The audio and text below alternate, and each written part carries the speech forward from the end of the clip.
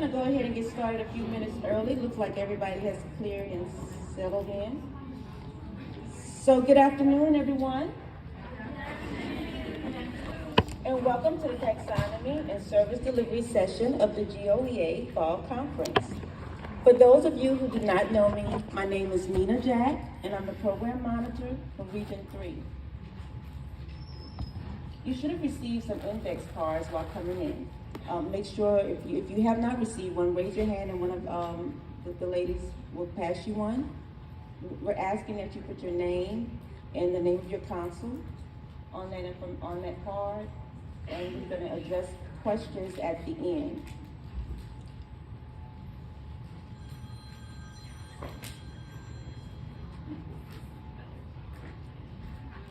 This session will cover the following areas: the GOEA taxonomy, priority requirements, Title III C1 and C2 decision tree, the Louisiana Independent Living Assessment Form, the National Family Caregiver Support Program, information and assistance versus information and referral, Exhibit 2, and reporting.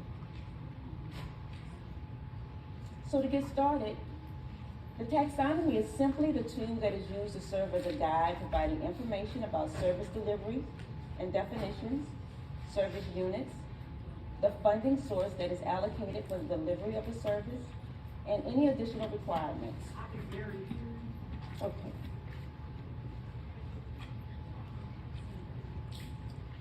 The taxonomy can be found, is that a little bit better? Okay, thank you. So I'll start that again. Okay.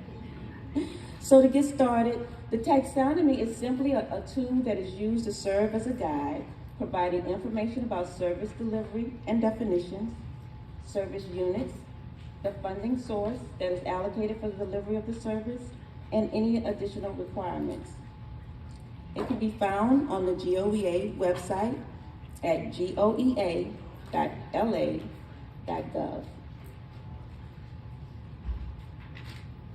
For those of you who are unfamiliar, this is what the taxonomy looks like.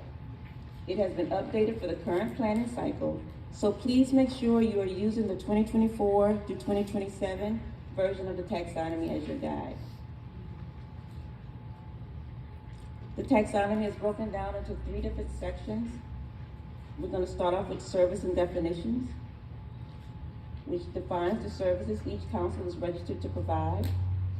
It is also the required services. And an example of a required service is telephoning, which is simply contacting individuals by phone on a routine basis to provide comfort, help, and determine physical status.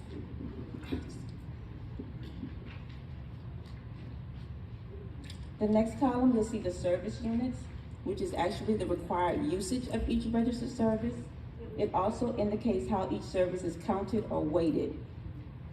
So as an example, for the registered service telephoning, 1 phone call is equivalent to 1 contact or 1 service unit. The last column lists any additional requirements that are needed to provide the service if applicable.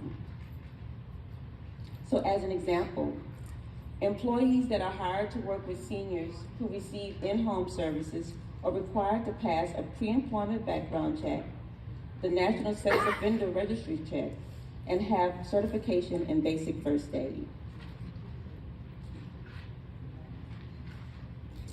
Now let's review the priority requirements.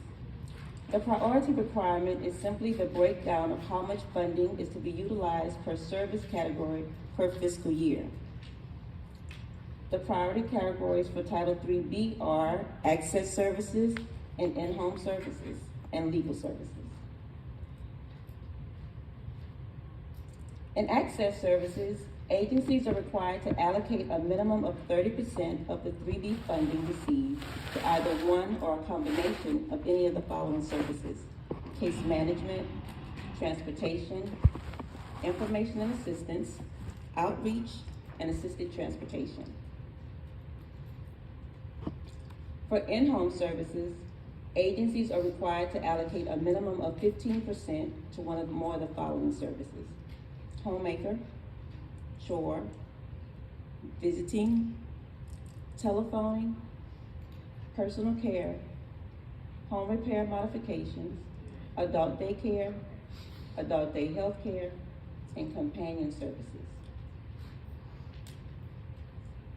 And 5% of the Title IIIB funding is allocated to legal services.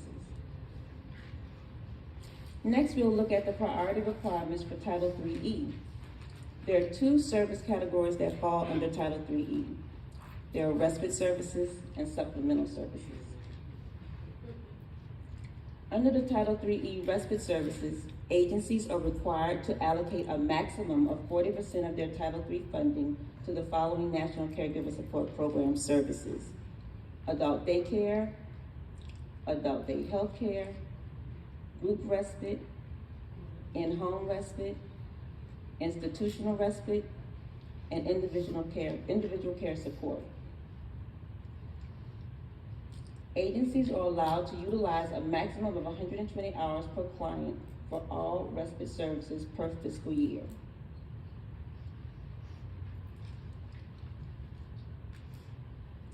Under supplemental services, agencies are allowed to allocate up to 20% of their Title IIIE funding to the following National Caregiver Support Program services: chore, homemaker, material aid, personal care, companion, formerly known as sitter services, home repair modifications, and home delivered meals. If for some reason agencies foresee the need to utilize more than 20% in supplemental services, a waiver may be requested from your program monitor with the appropriate justification.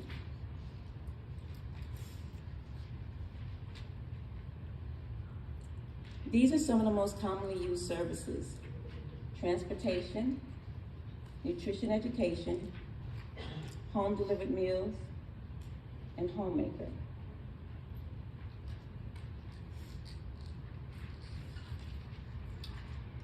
Now let's spend some time reviewing the service delivery decision tree for congregate meals and home delivered meals. Everyone should have received this handout. Does everyone have one, or if you do not have one, could you raise your hand? Does anybody? I put my glasses on, let's see. Anybody? Yes. Great. Thank you, Jeremy.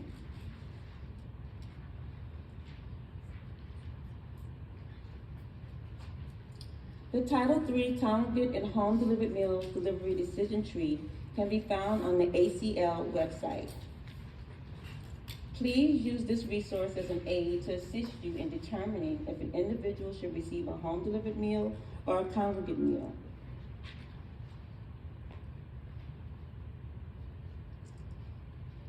Classification. The classification of the meal impacts both data collection as well as funding.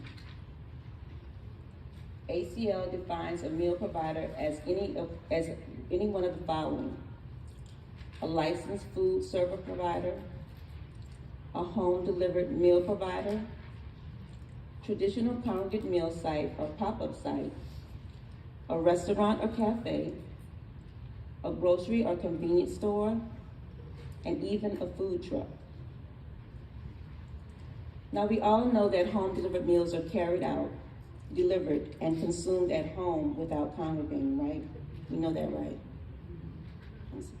Okay, great. However, congregate meals have multiple forms of service delivery and may be classified as a congregate meal if delivered and consumed at home while congregating. It can be picked up through your grab and go program, and again, if the consumer is congregating at home. It can also be picked up through your drive-through program if consumed on site with others, like under a tent in an outdoor setting. And of course, a meal is considered a congregate meal if served on site. A meal may also be considered as a congregate meal when consumed via a virtual interaction previously arranged by the nutritionist, and may also be considered when consumed at parks, festivals, outdoor events, etc. Now let's do a quick knowledge check. Scenario 1. So if Ms. Wilson has just been discharged from a rehabilitation facility after suffering a stroke, she has minimal limitations. She can talk, see, and use her hands. She has also just received an iPhone 12 for her birthday, and she knows how to use it. Can Ms. Wilson participate in the congregate meal program? Yes. Right, very good. That is actually correct. She can participate in the congregate meal with her counterparts and remain connected with her friends at the senior center by participating via Zoom, FaceTime, Google Meet, or a similar phone tablet application. If, and only if, the interaction is arranged by the nutritionist or nutritionist provider, and if the senior center has the equipment to accommodate it. So listen guys, when your program monitor is giving you those gentle nudges, encouraging you to purchase equipment or technology to enhance your services, think of it as feedback that can position your agency to remain viable in times of uncertainty, like what happened in this scenario with Ms. Wilson, or as we just seen a few years ago, what we're currently in, the COVID-19 recovery, and also through natural disasters.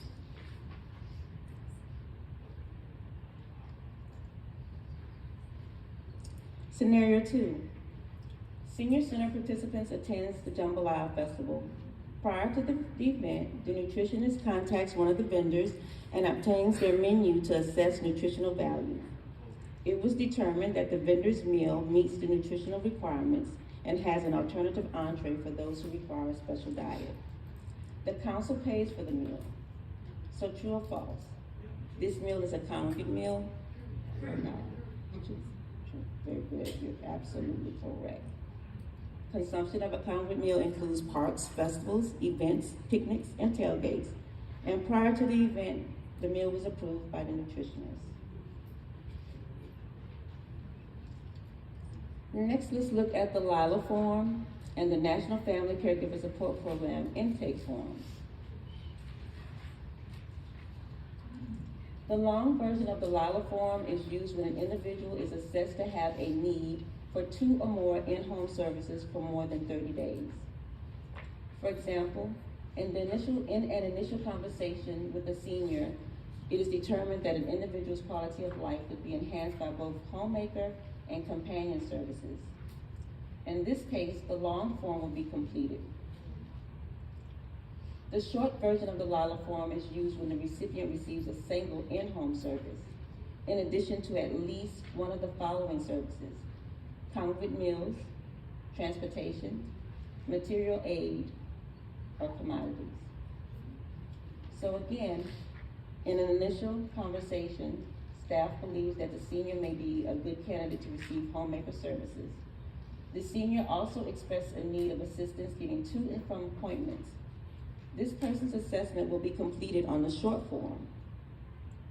The assessment form may be used twice. The first year would be completed in blue ink, or blue or black ink, and the second year would be completed in a different color.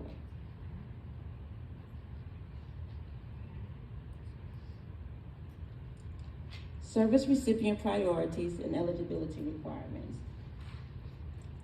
We all know that persons, in order for persons to be qualified for the Title III funding, they have to be 60 years of age or older. Priority is given to persons who are frail, homebound by reason of illness or incapacitating disability, or otherwise isolated. Persons with greatest economic and social need, with particular attention to older individuals who are low-income minorities, have limited English proficiency, and or reside in rural areas. Regarding contributions, services shall not be denied due to an individual's inability to pay or contribute to a particular service or program. So let's just say an individual utilizes your transportation program, and your council recommends $4 as a recommended donation. If the individual does not have the money to pay or is unable to pay, we cannot disallow them from using the service. No one here is doing that, right? Right. For the National Family Caregiver Program, the assessment documentation includes information on both the caregiver and the qualifying individual. The form can be used twice. The first year is to be completed in blue or black ink, and the second year is to be completed in red ink.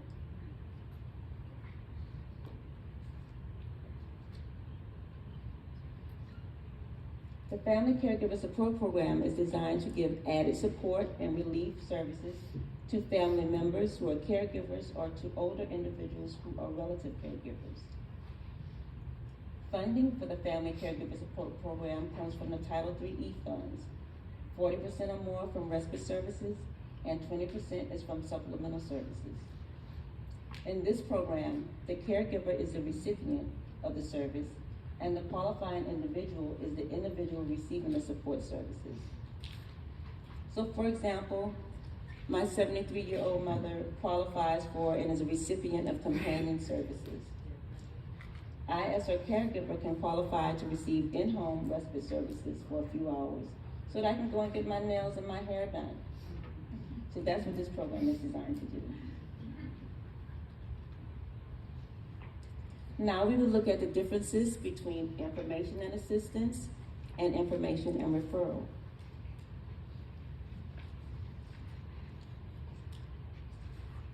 The process for information and assistance includes the staff's identification of a need, accompanied by the steps that are taken to address that need. Information assistance is a service which is designed to help older individuals to obtain information about programs, services, and other help that may be available to them in the local community. This service is counted in SAMS as one unit of INA. One unit of INA must include all 4 steps: assessing the client's problems and capacities, providing information on opportunities and services available to the individual, linking the individual to services or opportunities available, and following up with the individual to ensure receipt of services and opportunities.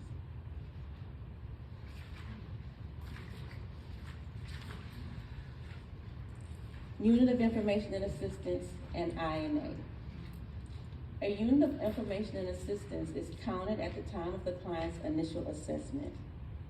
All active clients are required to be assessed annually, and a unit of INA is counted annually.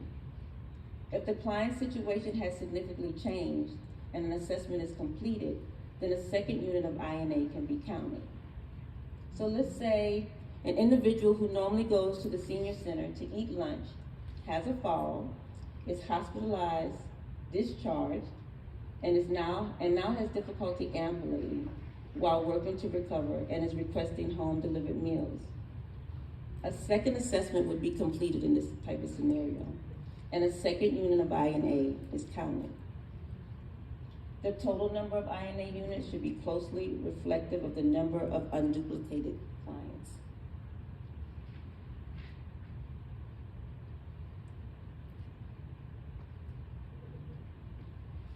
Information and referral. A service is classified as information and referral when the individual only wants information.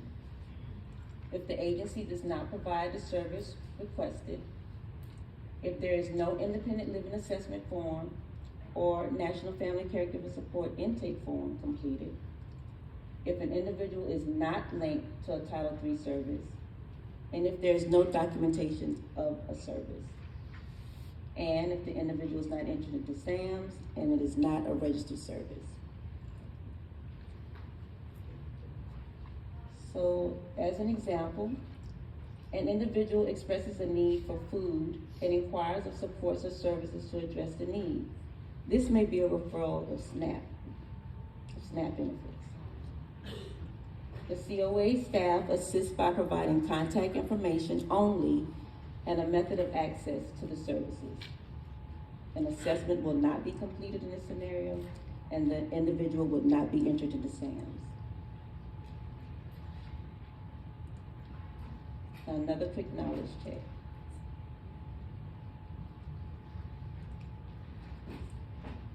A senior contacts the council and needs help with applying for Medicaid. Would the recipient receive information and referral or information and assistance? Right. Second scenario. A senior needs assistance with lighthouse cleaning and meal preparation. Your council provides the following registered services: homemaker services, companion services, and chore services. Would this senior receive INR or INA? Very good, you guys are on the ball. Exhibit 2. Let's look at the Exhibit 2 next. The Exhibit 2 is used to display services, funding, units to be provided, and direct delivery service. For those of you who are unfamiliar with what the Exhibit 2 looks like, this is what it looks like. It consists of about 8 columns of information. The first column lists the services to be provided, which contains all of the registered services that the AAA or multi is approved to provide. The second column would be composed of all of your funding that comes into your program or your agency. So all Title III funds, Title 3B, 3C, 32, Title 3D, Title E, and then also your millage, any donations, any private donations that you receive, any fundraising projects that you might have. And so any funding, all of your funding basically is what this category would house. Title III funding would be just that. You would only list in this category your Title III funding. And this would be the total number of units. It would be inclusive of all of your funding. And then you would have your Title III units. Again, just everything reflective of your Title III units. Your total unit cost. Your Title III unit cost. And then this last column, it would be your, you would use an asterisk of an X or either a check mark if your multi or your AAA directly delivers a service. Good question. Yes. Did I hear you a while ago say that we need to reflect on Exhibit 2 donations for this program? We want all of your funding as a summary. I can't hear you. I'm sorry. We would like to see you enclose all of your funding. We show you on private notes. Hold it. In the first column. Go back to the slide that says total funding. So your total funding, that's gonna be your Title III, all your Title III services, that's 3B, that's C1, C2, Title 3B, and then any other funding sources that you have. You have a millage, if you receive any donations from your United Way. So all of that total funding will go in this column. Okay. Okay? Does that diminish whenever we show y'all what, whatever it is that we reflect on there that we receive as donation, whatever? Does that diminish what GOE sees? No, so then the next column is gonna be just the Title III. Okay. Okay, Title III. I'm just asking, will we get more of this? Yes, sir. Because we do have. Oh, no, That's what I'm. no, no, it does not. That's what I'm going to. So did you guys hear his question? He wanted to know if all of the funding is reflected, did it diminish the amount of money that he receives from GOA? And it does not, in case anyone else was just thinking that.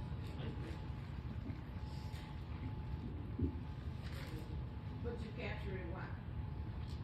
So why do we capture that, Ms. Keisha? Why It's do just the total, just how much, however much money that you're getting, it's not even, we're not counting it, it's just, that's a part of the exhibit too. It's just showing that we give you seed money, we want you to grow that money. Right. So it's just showing, hey, you got these other sources, we're just looking at that, that's all. Yeah, and we let the legislature know that we are out there seeking those Right. funds. sustainability? Yeah, You'll sustainability. get this much, short this much, so you know this much. Correct. Then if they see you get, then they. Well, right, then they don't, right.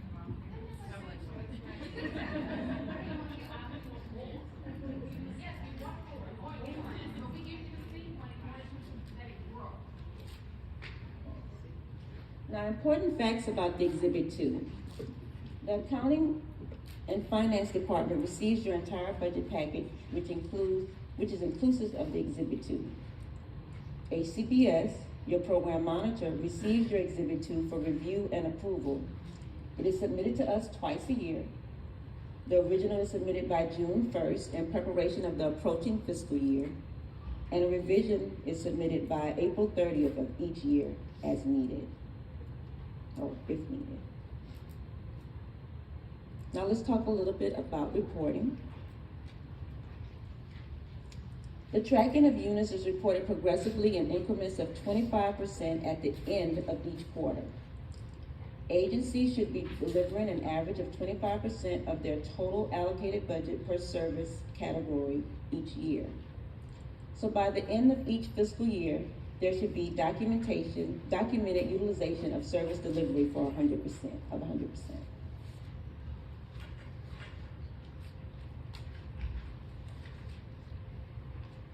The Older Americans Act performance system is the current data collection system we are currently using.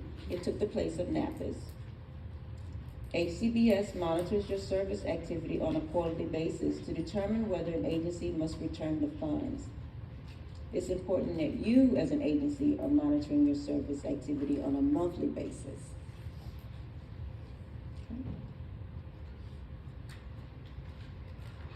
That's it. Any questions? Do we have questions on the cards?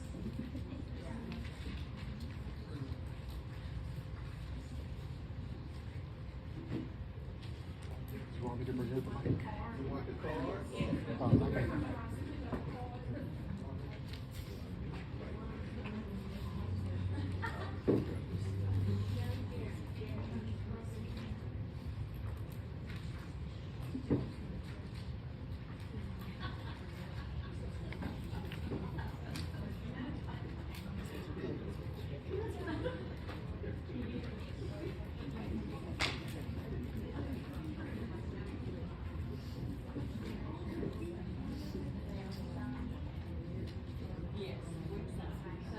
Any other questions?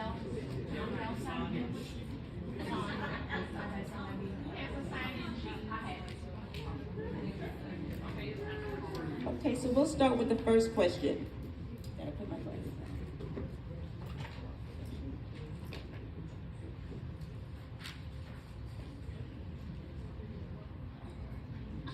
on. A home delivered meal client eats her meal at home with her granddaughter. And the question is this a congregate meal? I'm gonna read it again. I think the HDM stands for home delivered meal client eats her meal at home with her granddaughter. Is this considered to be a congregate meal? It's That's not. what this says. That's what this says. If it also talks about if it's been pre-addressed with the nutritionist.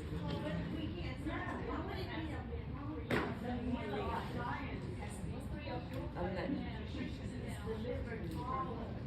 Wait a minute, they have to be pre-approved to be with their granddaughter? I'm confused. No, we're talking. So the question is a home delivered meal client eats her meal at home. A home delivered meal client eats her meal at home with her granddaughter. And the question is it a congregate meal or a home delivered meal? It's a home delivered meal.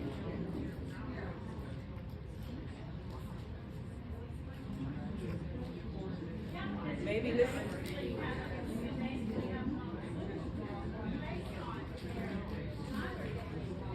Correct.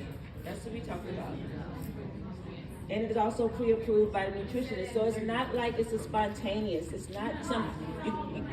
That's not what this says. This says, or group interaction arranged by the nutrition provider.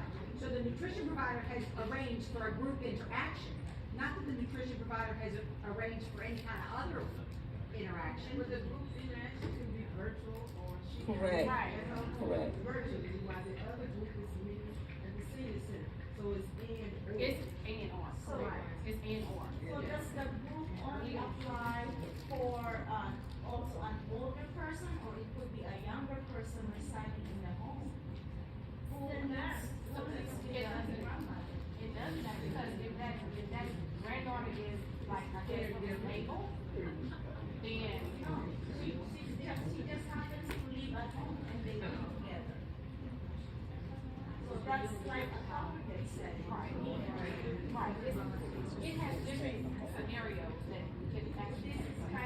So this is what you can actually use to determine what's the best solution of how you actually currently. Right. So that's a congregation.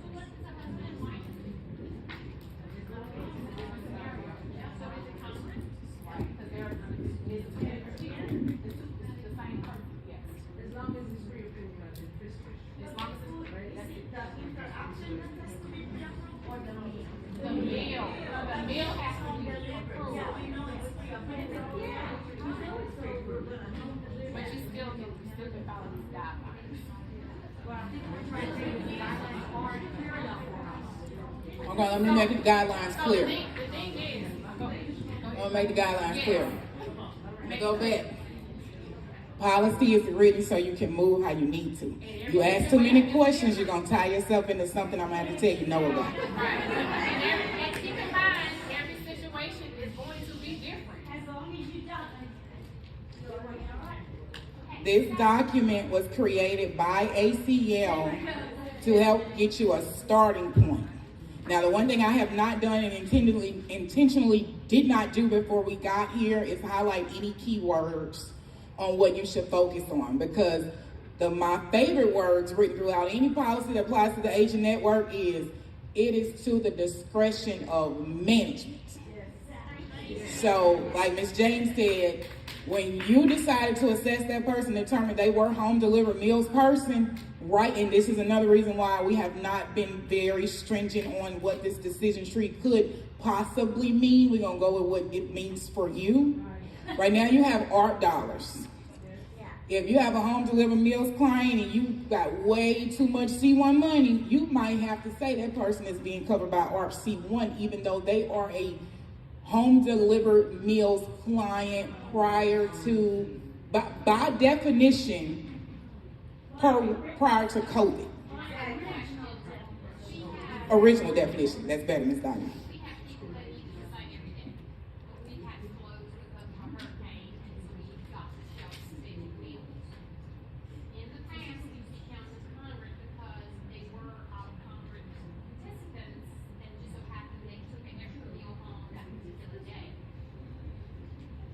Are they C1 or C2? Because they were normally eating at the site every day. Okay. In the past, we had to follow the revised statute on what a congregate meal was. And we had to not unpack too much whenever we experienced a weather event. They were traditionally C1. We budgeted them as C1. We're gonna keep them as C1. Right now, today,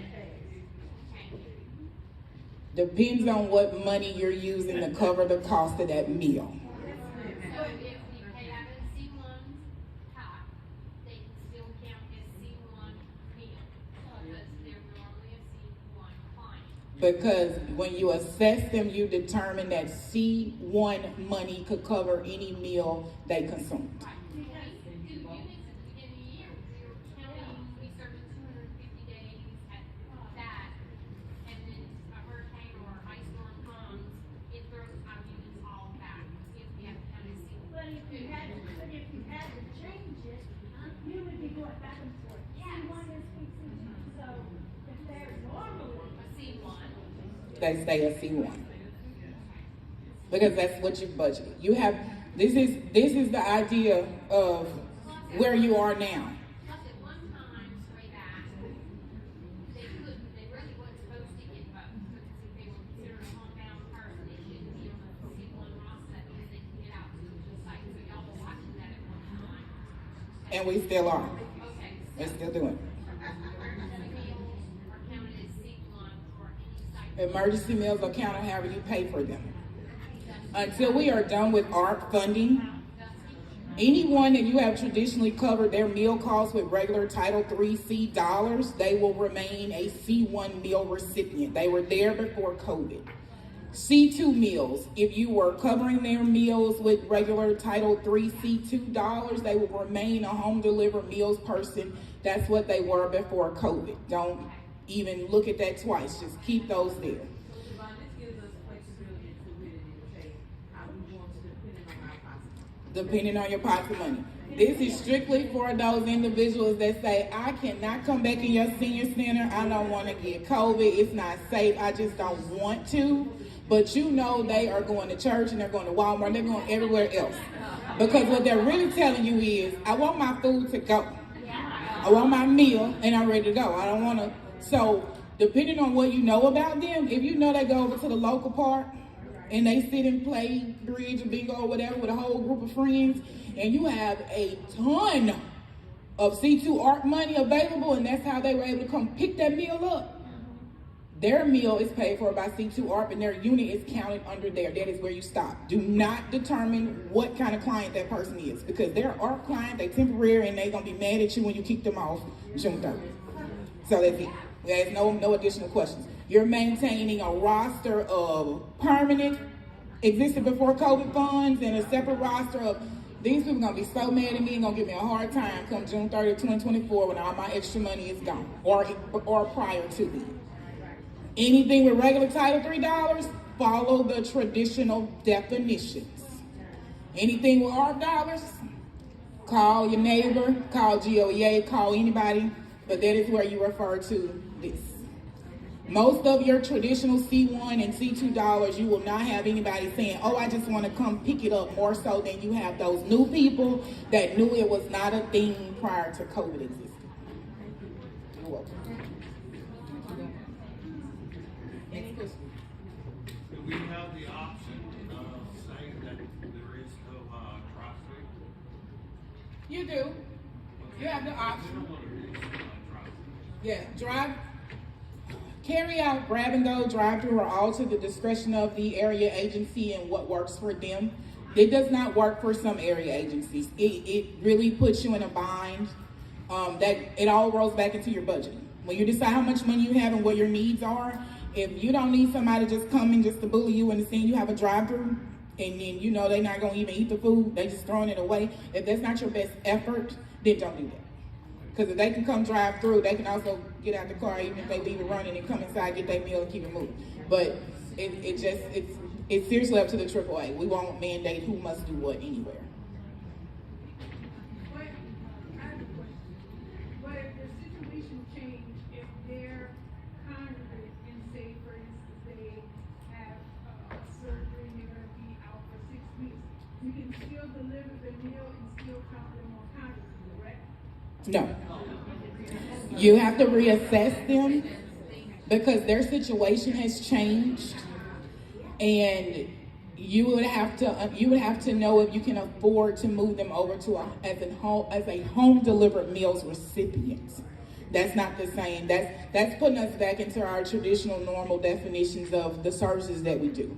See, that long out, depending on the procedure or whatever, they're gonna say, oh, I'm gonna be gone for a couple weeks, gonna put everything on hold. They call you back and say, I still can't come. That's your indication. We need to go reassess this individual to determine, are they now more of a homebound individual that is unable to congregate? That's a different scenario. But if they're able to come back, then we would switch it back to congregate. After you assess them, you gotta assess them first.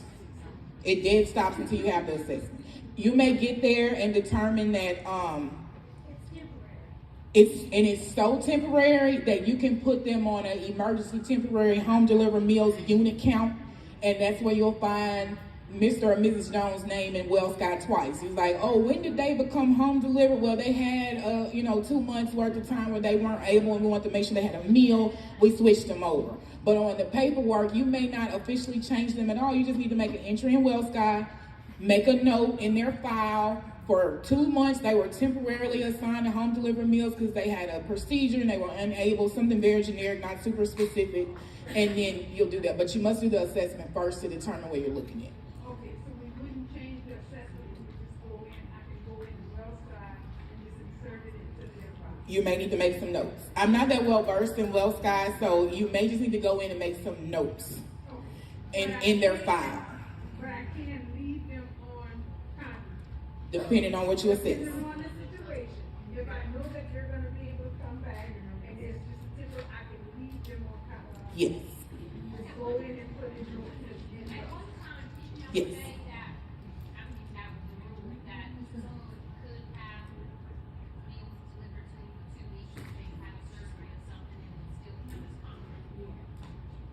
I'm, Temporary, only temporary. That said I'm sick without the flu. this is where we are now with what we're doing. I don't want to make that a definite, call it concrete or not, because of all these different pots of money. The most important thing is to assess them, figure out what they're going to need and for how long, and then assess your funding sources. Because depending on the money you're trying to expend, that's what you're going to call that meal. Because you have the room to do it. So right now we're still in a slight freestyle mode, because you want to make sure that you're expending all your dollars, not sending anything back. At the end of fiscal 24, that AR money is gonna be gone. That's right. I do not know this for sure. As far as the overlap of the funding itself, all federal funding ends September 30th. We cut off June 30th so we can get our own reporting done as a recipient or a reporting requirement for federal funds. I would imagine you guys will have through June 30th of 2024 and not through September 30th. It won't give us enough time to report in October what we need to report. So you guys work with the June 30th deadline for all remaining ARP dollars. But I also heard on television on the news that if COVID rears its ugly head in multiples like it did before, we're gonna have to go back to they'll have different funding sources to cover that like we did. So we can't say that. Laura's gonna be so excited. We just can't look into the future. Yeah, so we don't. So that's why another reason those special case scenarios, these individuals, they need this, they need that, they're on vacation, they need to put something on hold, they go into the hospital, they need emergency meals, you gotta shut down and you gotta provide them something. You guys are gonna take care of the action item anyway. As soon as it's presented to you, you're gonna take care of it. The piece that you gotta go and revisit is, what money do I need to expend? And that is what I'm essentially going to call that meal, since we're talking about meals. That's what we're gonna call that meal, is whatever funding I needed to expend. We definitely appreciate that. Yeah. That works for you. There's some guidance as the program comes to its finality. There's some guidance on what we're supposed to do with all these people that we have that you gained with art money and since COVID. What's the plan, the technical guidance for that? So the guidance I offer, and I'm sticking with, I get it certified and approved for you, is going to be a written memo, postcard. Thank you so much for joining us for 2-3 years, and we are so sorry, but we got to cut you off.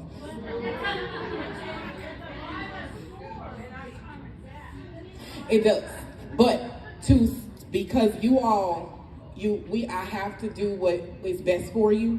You're gonna go with the roster you had before COVID, and you cutting off everybody that came on in 2020.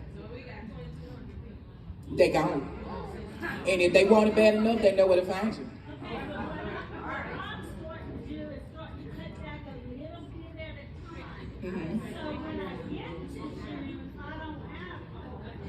That'll work for you. Some of our larger agencies, they're going to have to proceed right through the end and start sending out weekly notifications that say, please be reminded that these services will end as of, and then they'll have a drop dead date. They will end, they will be completely cut off. And I'm censoring them also, if they want to sue you, they have to do it anyhow. Yes. No, I just don't want to die. Right.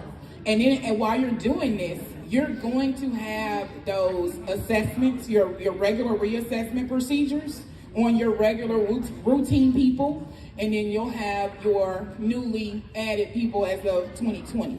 Your regular people, if they're in better condition and that LILA score is giving you they're able, they need to call one of the CSEP providers and go do that 4 years and earn a few dollars. Then you're gonna cut them out too. They're just gonna get a different letter. It's gonna be, thank you so much. We have a senior that is in more greater economic need than you are, and per your assessment. But there's just a way that we handle it. Oh, and if Shirley won't sign it, I'm gonna sign it myself.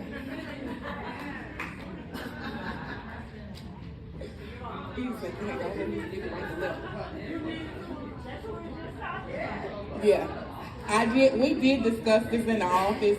It will be better received from the funding agency. to ensure that everybody understands this was not something that was decided upon by any of the area agencies receiving this funding. It was literally stated in the federal guidelines that say, hey, Congress said they can get this money and they can help anybody they can help. But when this money ends, those individuals also cease to receive any additional services. So we'll be able to do that from our level.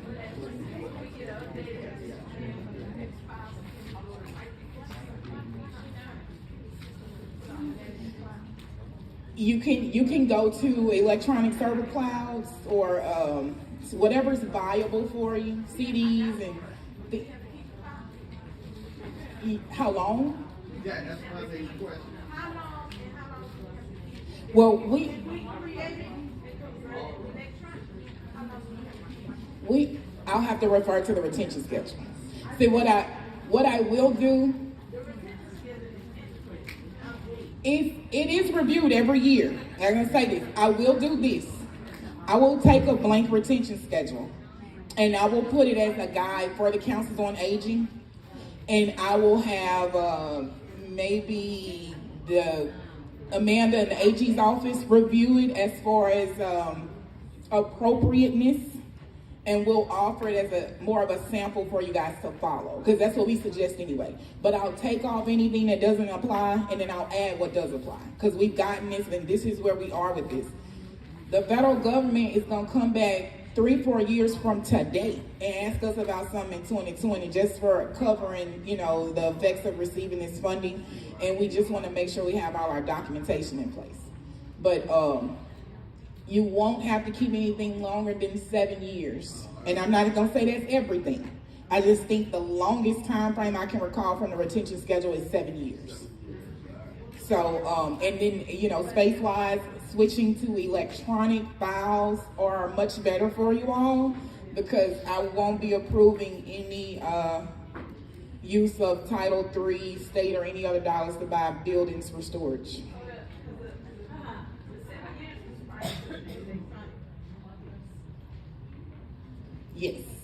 Yes, because we were just able to secure receiving electronic signatures on your financial reports.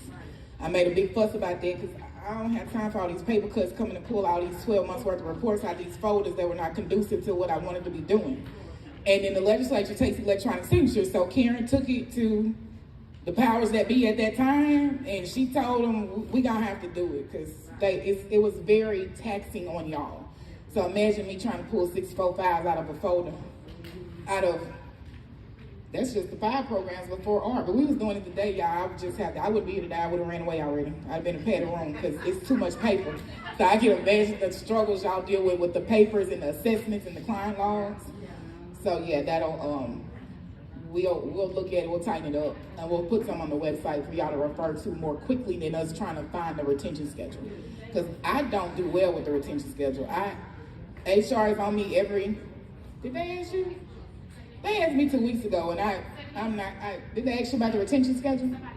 Yeah, because I didn't answer the email. It gives me anxiety, so I understand. I don't like the schedule. It's weird. But it has been reviewed by legislative auditors several times, and we, as a state agency, because of the different types of funding we get and the people that we service, we're required to keep those things and figure it out every year when we have to do our file dumping.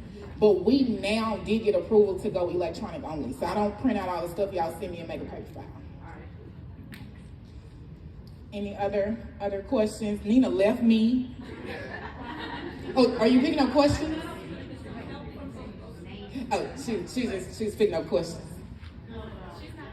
So actually, we're doing our door project. If If we did not answer your question, your program monitor will follow up with you if your question did not get answered today. But anybody that did not turn in a card, I want your card for door project.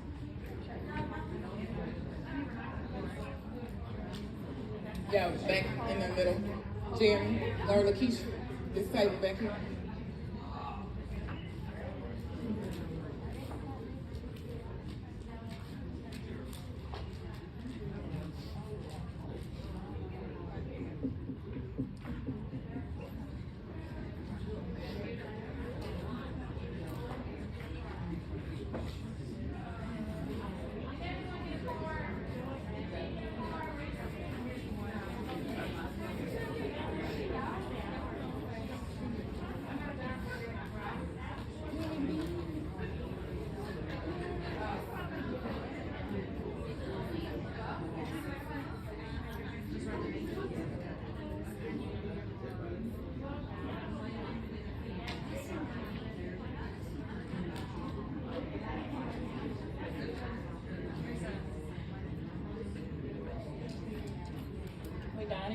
Jeremy, do you still have your bag from last time?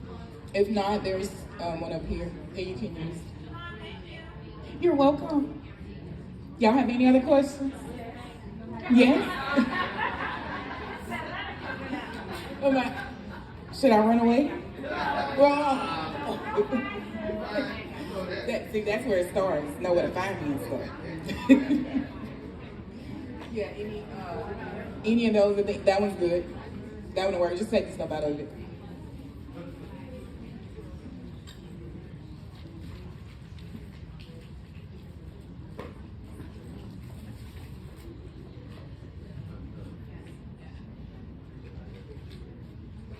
We're trying to find a lucky one. Trying to answer.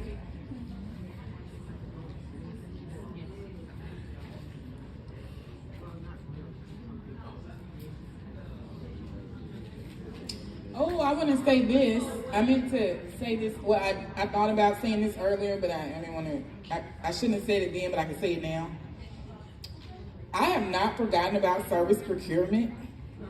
I just only have 2 hands, but sometimes I gotta act like I have like 25 of them.